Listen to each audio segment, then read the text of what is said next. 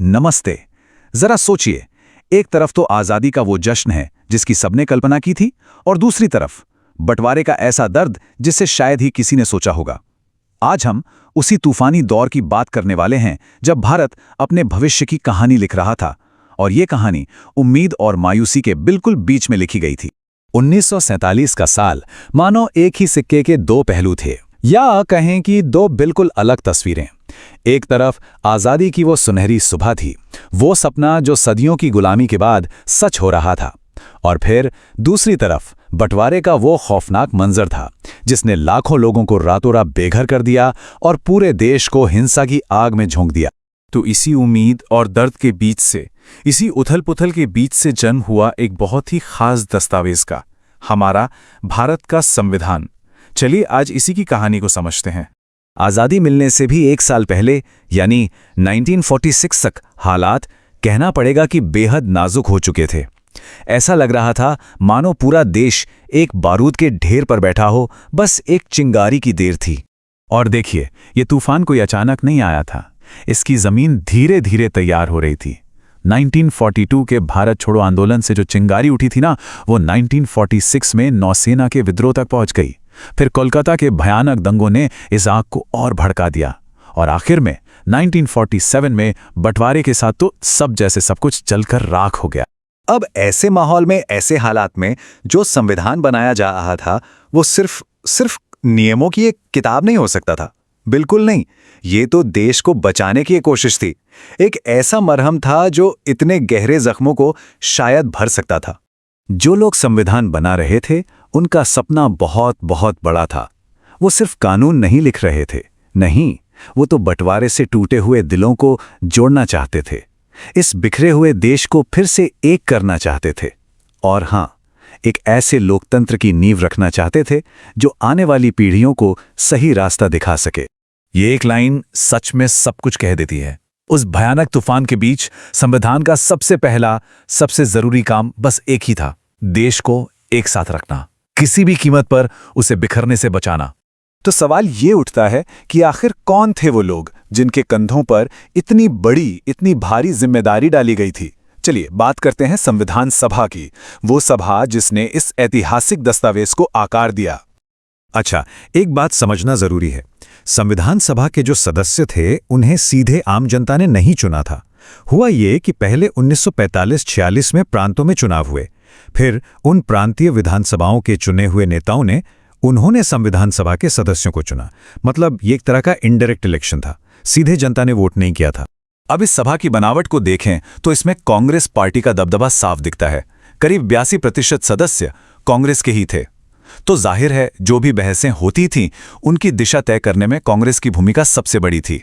लेकिन इसका मतलब ये बिल्कुल नहीं था कि सब एक ही बात सोचते थे।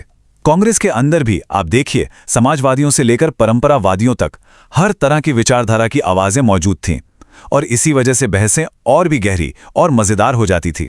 तो हम कह सकते हैं कि ये सभा देश का एक आईना तो थी, लेकिन शायद एक ऐसा आईना जिसमें सब कुछ साफ नहीं दिख रहा था। इसमें कई तरह की आवाजें शामिल तो थीं, पर यह भी एक सच्चाई है कि मुस्लिम लीग ने इसका बहिष्कार किया, जिसकी वजह से एक बहुत बड़ी खाली जगह रह गई थी। चलिए अब चलते हैं उस जगह जहां असल काम हो रहा था, उस बहस की भट्टी में जहां हमारे संविधान को तपाकर तैयार किया जा रहा था। और यकीन मानिए, ये कोई आसान सफर नहीं था, चारों तरफ से दबाव ही दबाव था। जरा इस दोहरी चुनौती के बारे में सोचिए। एक तरफ सभा के बाहर देश जल रहा था, दंगे थे, लाखों शरणार्थी थे, भविष्य को लेकर एक अनिश्चितता का माहौल था, और दूसरी तरफ सभा के अंदर भी कम बड़ी लड़ाइयां नहीं थी। भाषा कौन सी होगी, अल्पसंख्यकों के अधिकार क्या होंगे, केंद्र और राज्यों के बीच शक्तियों का बंटवारा कैसे होगा, ये सब बहुत मुश्किल सवाल थे जिन पर तीखी बहसें चल रही थीं। पर सबसे दिलचस्प बात यह है कि यह कहानी सिर्फ बंद दरवाजों के पीछे नहीं लिखी जा रही थी। नहीं, ये तो पूरे देश की बातचीत बन चुकी थी। जो भी बहसें सभा में होती थीं वो सब अखबारों में छपती थीं। आम लोग अपनी राय, अपने सुझाव चिट्ठियों के जरिए भेजते थे। अलग अलग भाषाई और धार्मिक समूह अपनी मांगे रख रहे थे, मानो पूरा देश मिलकर अपना भविष्य गढ़ रहा हो। तो इन सब सालों की मेहनत, इन तीखी बहसों और इतनी सारी उम्मीदों का आखिर नतीजा क्या निकला? वही दस्तावेज जो आज हमारी और इस देश की पहचान है, हमारा संविधान। तो ये याद रखना बहुत जरूरी है कि हमारा संविधान सिर्फ एक कानूनी किताब नहीं है, ये उस मुश्किल दौर की कहानी है। ये एक संकल्प है जिसे जनता की आवाज सुनकर और बहस की आग में तपाकर तैयार किया गया था। ये सवाल सिर्फ एक कानूनी प्रक्रिया का नहीं है, बल्कि ये एक बहुत बड़े राष्ट्र के बनने की कहानी है। ये समझने की कहानी है कि कैसे विचारों, बहसों और असहमतियों से एक देश का असली चरित्र बनता है। तो चलिए इस कमाल की कहानी में उतरते हैं। तो ये ऐतिहासिक जिम्मेदारी उठाई किसने? वो कौन लोग थे जिन्होंने भारत की किस्मत लिखने के लिए कलम उठाई? वे थे भारत के निर्माता। अब देखिए, ये किसी एक इंसान का काम नहीं था, ये तो एक पूरा संगम था। जवाहरलाल नेहरू का विजन था तो राजेंद्र प्रसाद की अध्यक्षता, पटेल की संगठनात्मक शक्ति थी तो BR अंबेडकर की कानूनी समझ, जिन्होंने ड्राफ्टिंग कमेटी को लीड किया। इन सब ने मिलकर इस महान दस्तावेज को शक्ल दी। देखिए, कोई भी कानून लिखने से पहले एक विजन का होना बहुत जरूरी था, एक ऐसा सपना जिस पर पूरा देश चल सके। यह भारत के भविष्य की नींव रखने जैसा था। 13 दिसंबर 1946 को जवाहरलाल नेहरू ने ये उद्देश्य संकल्प पेश किया। ये सिर्फ शब्द नहीं थे, ये एक वादा था, एक ऐसे भारत का वादा जो आज़ाद होगा, जहां सबको न्याय, आज़ादी और बराबरी मिलेगी और जहां अल्पसंख्यकों के अधिकारों की रक्षा की जाएगी। और ये बात कितनी कमाल की है, नेहरू और बाकी निर्माता किसी दूसरे देश के संविधान की बस कॉपी पेस्ट नहीं करना चाहते थे। उनका मकसद था दुनिया के सबसे अच्छे विचारों को लेना और उन्हें भारत की ज़रूरतों के हिसाब से ढालना। पर काम शुरू होते ही एक बहुत बड़ा सवाल खड़ा हो गया, एक मौलिक सवाल। क्या ये संविधान सभा सच में भारत के लोगों की नुमाइंदगी करती है, या ये अब भी ब्रिटिश साम्राज्य के साये में काम कर रही है? और यह सवाल बहुत जरूरी था। सोचिए, अगर सभा लोगों का ही प्रतिनिधित्व नहीं करती तो उसके बनाए संविधान की क्या वैधता होती? इसी सवाल पर सभा में जबरदस्त बहस हुई। एक तरफ थे सोमनाथ लाहिड़ी जैसे लोग, जिनका मानना था कि यह सभा तो अंग्रेजों की बनाई हुई है, लेकिन नेहरू ने इसका जोरदार जवाब दिया। उन्होंने कहा कि हमारी असली ताकत और वैधता ब्रिटिश सरकार से नहीं, बल्कि भारत के स्वतंत्रता संग्राम और लोगों के बलिदान से आती है। अब इस वैधता की बहस के बाद एक ऐसा मुद्दा सामने आया जो शायद सबसे ज्यादा इमोशनल और डिवाइसिव था। अल्पसंख्यकों के लिए अलग निर्वाचक मंडल, मतलब सेपरेट इलेक्टोरेट्स। बी पोकर बहादुर जैसे नेताओं का तर्क था कि अल्पसंख्यकों की आवाज की रक्षा के लिए अलग निर्वाचक मंडल जरूरी हैं। लेकिन दूसरी तरफ गोविंद बल्लभ पंत जैसे नेताओं ने इसका कड़ा विरोध किया। उनका मानना था कि ये व्यवस्था देश को और ज्यादा बांट देगी और अल्पसंख्यकों को हमेशा के लिए अलग थलग कर देगी। सरदार पटेल ने तो इसे सीधे सीधे जहर कह दिया। उनके लिए ये अंग्रेजों की फूट डालो और राज करोगी नीति का ही एक बचा हुआ हिस्सा था, जिसे हर कीमत पर खत्म करना था ताकि एक मजबूत और एकजुट भारत बन सके। तो इस जबरदस्त बहस का नतीजा क्या निकला? सभा ने एक ऐतिहासिक फैसला लिया। अलग निर्वाचक मंडल को पूरी तरह से खारिज कर दिया गया। इसके बजाय ये तय हुआ कि सभी को एक जैसे राजनीतिक अधिकार मिलेंगे और साथ ही सभी के सांस्कृतिक और धार्मिक अधिकारों की पूरी गारंटी होगी। लेकिन कहानी यहां खत्म नहीं होती। जब धार्मिक अल्पसंख्यकों पर बहस चल रही थी, तब एक नेता ने अल्पसंख्यक शब्द की परिभाषा को ही चैलेंज कर दिया और पूरी बहस एक नई दिशा में मुड़ गई। NG रंगा ने एक बहुत ही पावरफुल आर्गुमेंट दिया।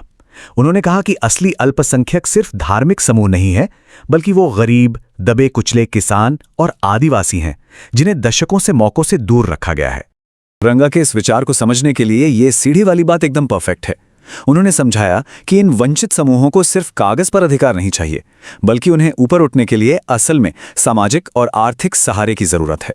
और पता है, रंगा की इस बात का हमारे संविधान पर सीधा असर पड़ा। उनके विचार राज्य के नीति निर्देशक सिद्धांतों का एक बहुत जरूरी हिस्सा बने, जो सरकार को एक कल्याणकारी राज्य बनाने का निर्देश देते हैं। तो इन सभी तीखी बहसों और असहमतियों ने मिलकर क्या बनाया? उन्होंने एक ऐसा संविधान बनाया जो सिर्फ कानूनों की एक किताब नहीं है, बल्कि एक जीता जागता दस्तावेज है जो एक राष्ट्र की उम्मीदों को दिखाता है। अगर संक्षेप में कहें तो इन बहसों ने एक ऐसा संविधान बनाया जो बहुत यूनिक था। इसने दुनिया से सीखा, लेकिन अपनी जड़ों को कभी नहीं भूला। इसकी ताकत जनता के संघर्ष से आई और इसका मकसद था राष्ट्रीय एकता और सभी के लिए न्याय। आज़ादी के बाद भारत को बनाने वालों के सामने सच में यही सबसे बड़ा सवाल था।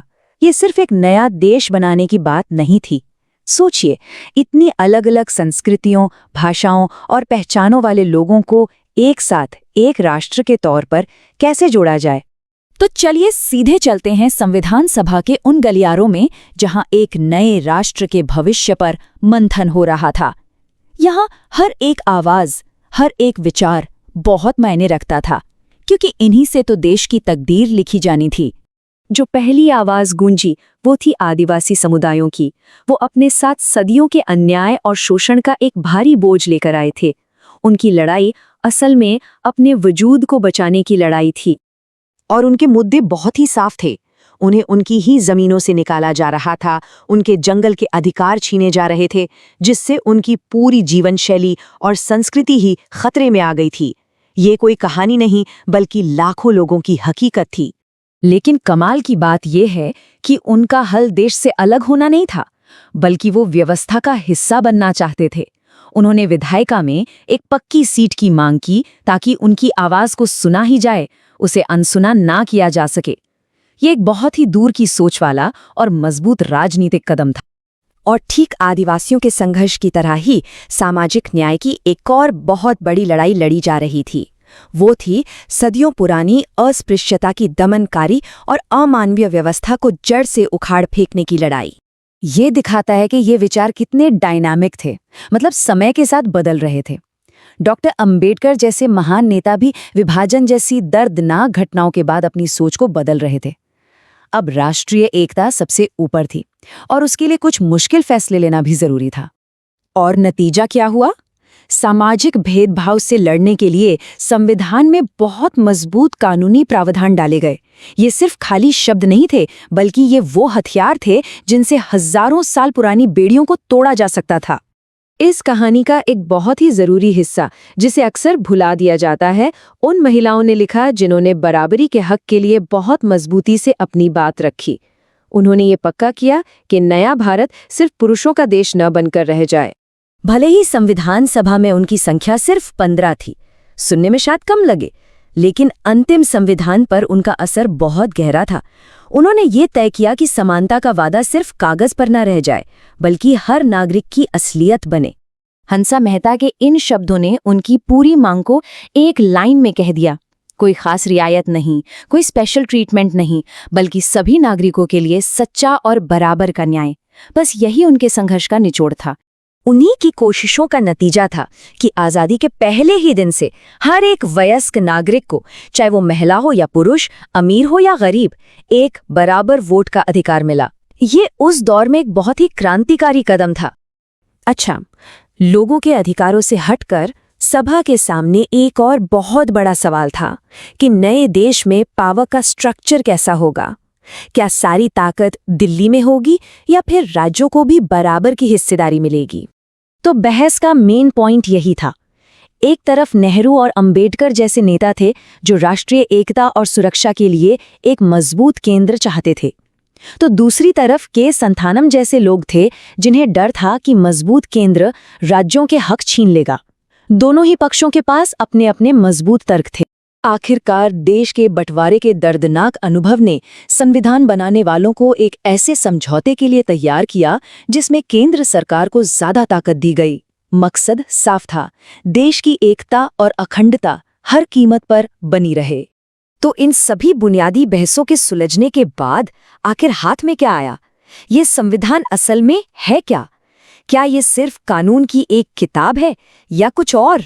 संविधान बनाने वालों ने एक बहुत गहरी सच्चाई को पहचाना कि सिर्फ एक कानूनी किताब लिख देने से सदियों से जमी हुई सामाजिक सोच और भेदभाव खत्म नहीं हो सकते। असली और टिकाऊ बदलाव लाने की जिम्मेदारी तो समाज को ही उठानी होगी। और ये लाइन उनके नजरिए को खूबसूरती से दिखाती है। संविधान कोई आखिरी मंजिल नहीं है, बल्कि ये एक राष्ट्र बनाने के उस लंबे सफर का शुरुआती बिंदु है। एक ऐसा सफर जो आज भी जारी है। और सच कहूं तो यही सवाल हमारे संविधान बनाने वालों के सामने सबसे बड़ी चुनौती बनकर खड़ा था। ये सिर्फ कुछ कानून लिखने का काम नहीं था, नहीं, ये तो करोड़ों अलग अलग आवाजों को एक साथ एक राष्ट्र के धागे में पिरोने की एक जबरदस्त कोशिश थी। तो चलिए देखते हैं कि उन्होंने ये कमाल किया कैसे। अच्छा, इस पूरी चुनौती को ठीक से समझने के लिए सबसे पहले भाषा के मुद्दे को ही लेते हैं। पता है, ये संविधान सभा की सबसे तीखी, सबसे गर्म बहसों में से एक थी। ये सिर्फ एक बहस नहीं थी, ये तो मानो नए भारत की अग्नि परीक्षा थी। सबसे बड़ा सवाल यही था कि क्या हमारा देश भाषा के मुद्दे पर ही बिखर जाएगा। देखिए, महात्मा गांधी का एक सपना था। वो एक ऐसी भाषा चाहते थे जो सबको जोड़े, तोड़े नहीं। तो उन्होंने हिंदुस्तानी का एक बहुत खूबसूरत विचार सामने रखा। हिंदुस्तानी यानी हिंदी और उर्दू का एक मिला-जुला रूप, एक ऐसी भाषा जो हमारी गंगा जमुनी तहजीब, हमारी मिली-जुली संस्कृति का आईना। लेकिन बात इतनी सीधी नहीं थी। यहां देखिए, ये विभाजन कितना गहरा था। एक तरफ लोग थे जो देवनागरी लिपि वाली हिंदी को राष्ट्रीय पहचान का प्रतीक बनाना चाहते थे और उनकी मांग भी बहुत जोरदार थी। तो वहीं दूसरी तरफ खासकर दक्षिण भारत के राज्यों में एक डर था, एक गहरी चिंता थी कि कहीं ये भाषा उन पर थोप न दी जाए, उनकी अपनी संस्कृति और पहचान न छिन जाए। हालत ये थी कि देश सचमुच टूटने की कगार पर आ गया था। तो फिर समाधान क्या निकला? एक बहुत ही शानदार समझौता, जिसे हम भाषा फॉर्मूला के नाम से जानते हैं। अब इसमें 3 बातें थीं। पहली, देवनागरी लिपि वाली हिंदी को राजभाषा यानी ऑफिशियल लैंग्वेज का दर्जा दिया गया। ध्यान रहे, राष्ट्रभाषा का नहीं। दूसरी, अंग्रेजी को भी अगले 15 सालों तक सरकारी कामकाज के लिए इस्तेमाल करने की इजाजत दी गई। और तीसरी और सबसे जरूरी बात, राज्यों को अपनी अपनी क्षेत्रीय भाषाओं में काम करने की पूरी आजादी मिली। मतलब एकता भी और विविधता का सम्मान भी। वाकई संतुलन का क्या बेहतरीन उदाहरण है। तो यहां सबसे जरूरी बात समझने वाली ये है कि ये सिर्फ भाषा के मसले का हल नहीं था। नहीं, इसने तो एक रास्ता दिखा दिया था, एक तरीका सिखा दिया था कि कैसे बिना किसी जोर जबरदस्ती के भी एकता लाई जा सकती है, कैसे हम अलग अलग संस्कृतियों का सम्मान करते हुए भी एक रह सकते हैं। और यही तरीका, यही सोच आगे चलकर भविष्य के तमाम विवादों को सुलझाने का एक ब्लूप्रिंट बन गई। चलिए अब आगे बढ़ते हैं और देखते हैं कि ये जो समझौते वाली भावना थी ना, वो हमारे संविधान के दूसरे बड़े और ज़रूरी हिस्सों यानी उसके मूल स्तंभों में कैसे दिखाई देती है। सबसे पहली और सच कहूं तो सबसे क्रांतिकारी चीज थी यूनिवर्सल अडल्ट फ्रेंचाइज यानी सार्वभौमिक वयस्क मताधिकार। इसका मतलब क्या है? मतलब ये कि देश के हर एक वयस्क नागरिक को, चाहे वो किसी भी जाति, धर्म, वर्ग का हो, पढ़ा लिखा हो या ना हो, उसे पहले दिन से ही वोट देने का अधिकार दे दिया गया। जरा सोचिए, उस दौर में जब दुनिया के कई बड़े बड़े विकसित देश भी ये कदम उठाने से हिचकिचा रहे थे, भारत ने अपने हर एक नागरिक पर इतना अटूट विश्वास दिखाया। इसके बाद आता है भारतीय धर्मनिरपेक्षता यानी सेक्युलरिज्म का हमारा अपना बिल्कुल अनूठा मॉडल। देखिए, इसका मतलब ये नहीं है कि सरकार का धर्म से कोई लेना देना ही नहीं है, जैसा पश्चिम में होता है। नहीं, हमारे यहाँ इसका मतलब है कि राज्य का अपना कोई धर्म नहीं होगा, वो सभी धर्मों को बराबर सम्मान देगा। और हाँ, अगर समाज सुधार की जरूरत पड़ी तो वो धर्म के मामलों में दखल भी दे सकता है। ये एक बहुत ही अलग और सोचा समझा नजरिया है। और इन्हीं सब बातों को पक्का करने के लिए मौलिक अधिकारों यानी फंडामेंटल राइट्स की एक बहुत मजबूत नींव रखी गई। क्यों? ताकि हर एक इंसान की, हर एक समुदाय की हिफाजत हो सके। समानता का अधिकार, धर्म की आज़ादी का अधिकार, अपनी संस्कृति और शिक्षा का अधिकार, ये सब आप कह सकते हैं हमारे संविधान की आत्मा है। तो इन सारी बहसों से, इन समझौतों से हमें विरासत में क्या मिला? एक ऐसी सोच कि हमारा संविधान कोई पत्थर की लकीर नहीं है। नहीं, ये तो लगातार चलने वाली बहस, बातचीत और संवाद का नतीजा है। ये एक जीता जागता, सांस लेता हुआ दस्तावेज है। आइए इस पूरे ऐतिहासिक सफर पे एक नजर डालते हैं। कहानी शुरू होती है दिसंबर 1946 में, जब संविधान सभा ने अपना काम शुरू किया। फिर अगस्त 1947 में हमें आजादी मिली। लंबी बहसों और मेहनत के बाद दिसंबर 1949 में संविधान पर दस्तखत हुए और आखिरकार 26 जनवरी 1950 को हमारा संविधान लागू हुआ और भारत एक गणतंत्र बना। और पता है, इस पूरी बातचीत का जो सार है वो इस एक लाइन में छिपा है। भारतीय संविधान अग्रीमेंट का दस्तावेज नहीं, बल्कि संघर्ष, बहस और समझौते की विरासत है। ये एक लाइन हमें बहुत बड़ी बात सिखाती है। ये सिखाती है कि असली लोकतंत्र का मतलब मतभेदों को मिटाना नहीं है, बल्कि उन मतभेदों के बावजूद एक साथ मिलकर आगे बढ़ने का रास्ता निकालना है। तो अब हम एक सवाल के साथ इस चर्चा को समाप्त करते हैं। सवाल यह है कि अगर हमारे संविधान की नींव ही समझौते पर रखी गई थी, तो आज हमारे देश के भविष्य को किन नए समझौतों की जरूरत है? इस पर जरूर सोचिएगा। और हां, अगर ये पूरा विश्लेषण आपको पसंद आया हो तो इसे लाइक और शेयर करना ना भूलें और ई पाठशाला यूट्यूब चैनल को जरूर सब्सक्राइब करें। देखिए, ये जानकारी सिर्फ आपके ही नहीं बल्कि उन सभी स्टूडेंट्स के लिए बहुत काम की है जो एनसीईआरटी को रटना नहीं बल्कि उसके कॉन्सेप्ट को गहराई से समझना चाहते हैं। हो सकता है आपका एक शेयर किसी और छात्र की पढ़ाई में बहुत बड़ी मदद कर दे। धन्यवाद।